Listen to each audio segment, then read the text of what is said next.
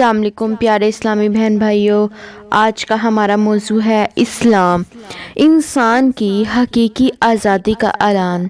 اسلام انسانوں کو انسانوں کی غلامی سے نکال کر اللہ وحدہ لا شریک کی بندگی میں لے آتا ہے۔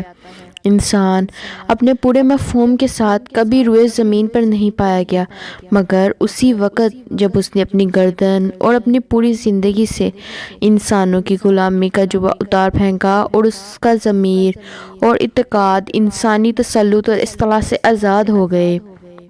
اسلام ہی وہ دین ہے جو تشریع اور حاکمیت کے تمام اختیارات کو صرف اللہ کے لیے مانتا ہے اور اللہ کے بندوں کو انسانوں کی غلامی سے نکال کر اللہ کی غلامی میں لے آتا ہے۔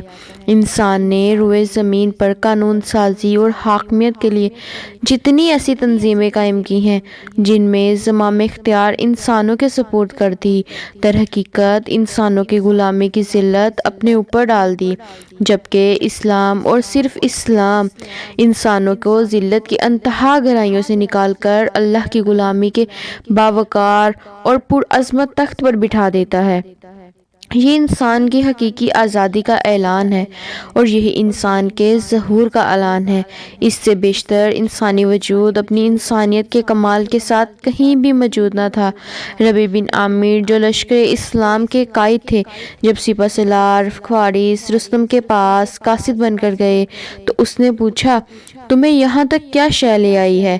آپ نے فرمایا، ہمیں اللہ نے بھیجا اور اس مقصد کے لیے بھیجا کہ ہم بنی نوع انسان کو انسانوں کی غلامی سے نکال کر اللہ وحدہ لا شریک کی بندگی میں لے آئیں اور انہیں دنیا کی تنگیوں سے دنیا و عقبہ کی وسعتوں کی طرف اور عادیان باطلہ کے ظلم و وجور سے اسلام کے عدل و انصاف کی طرف نکال لے جائیں۔